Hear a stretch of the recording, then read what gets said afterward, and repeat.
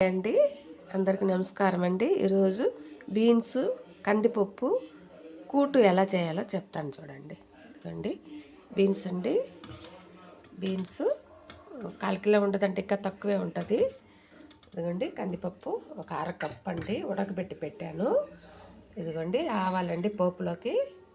ఇదిగోండి ఉల్లిపాయ ఒకటండి, టమాటాలు 2 అండి, వెల్లుల్లిపాయలు ఒక 4 రెమ్మలండి. ఇదిగోండి కారం, ఉప్పు, పసుపు అండి. చూడండి ఇప్పుడు ఎలా చేయాలో చెప్తాను చూడండి. ఇదిగోండి ఆయిల్ బాండలు పెట్టి స్టవ్ వెలిగించి బాండలు పెట్టి ఆయిల్ పోసాను. పోసేస్తానండి. ఉల్లిపాయలు కూడా వేసుకుంటాను. ఉల్లిపాయలు వేస్తాను. ఉల్లిపాయ వేగుతా ఉందండి. ఇప్పుడు ఇది వేగినాక టమాటాలు వేసుకుంటామండి దాంట్లో.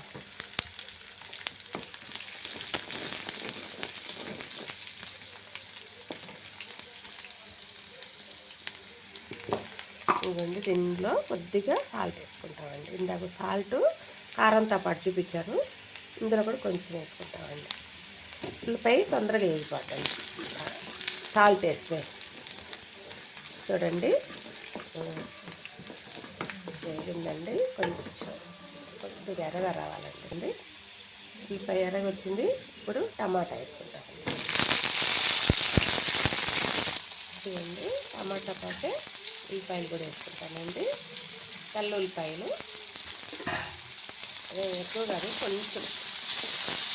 నేను ఎక్కువ కూర చేయలేదండి, నేను తక్కువే కాబట్టి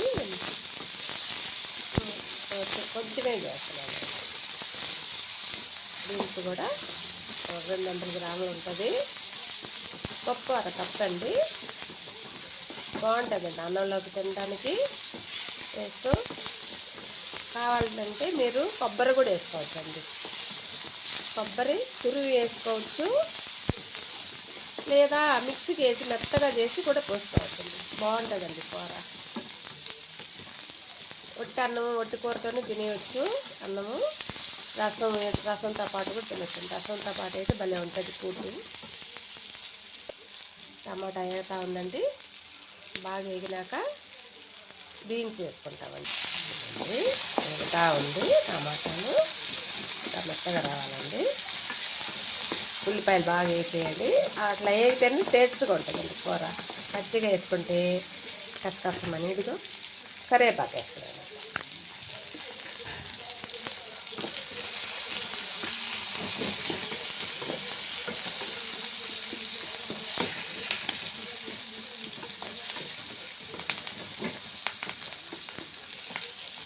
చూడండి ఇప్పుడు ఇందులో ఉప్పు, పసుపు, కారం అండి.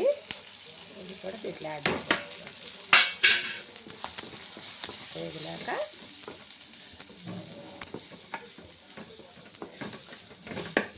ఇప్పుడు బీన్స్ వేసుకుంటామండి. ఎందుకండి ముందుగా కడిగి పెట్టుకున్నానండి.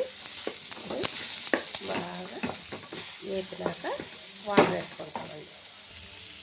ఇదిగోండి వాటర్ వేసుకుంటామండి. వాటరు 1 గ్లాస్ అండి. ఇది బీన్స్ ఉడకాలి కదా, అందువల్ల వాటర్ వేసాను. వేసి ఇప్పుడు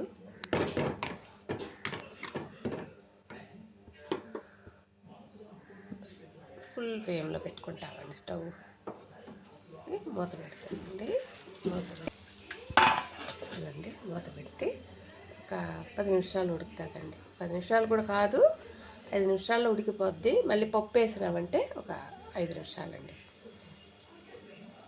ఇదిగోండి కందిపప్పు ముందుగానే ఉడకబెట్టి ఇదిగోండి ఇలా ఉడకాలండి. మరీ ఎక్కువ ఉడకకూడదు, మరీ పప్పు ఉడకకూడదు. మీడియంగా కలిపితే నలిగినట్టు ఉండాలి.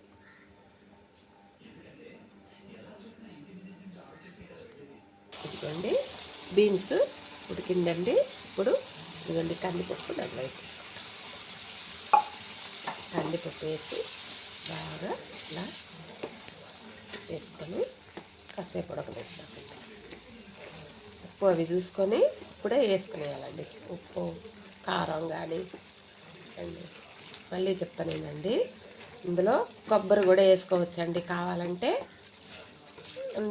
కొబ్బరి తురిమైనా వేసుకోవచ్చు ఇష్టపడ్డ వాళ్ళు, లేదా మిక్సీకి వేసైనా వేసుకోవచ్చండి. నేను వేయలేదండి కొబ్బరి వేస్తే మా ఇంట్లో తినరండి సరిగ్గా.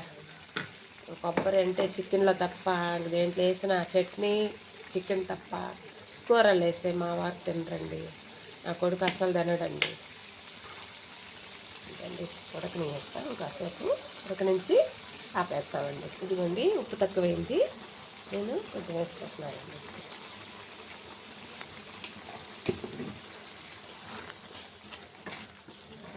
కొంచెం ఉడకాలండి, కొంచెం ఉడికినాక ఆపేస్తాం.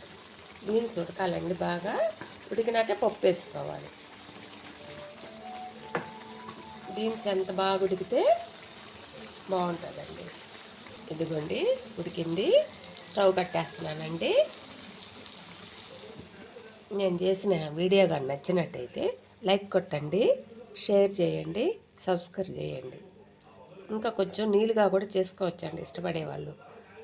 నమస్తే అండి.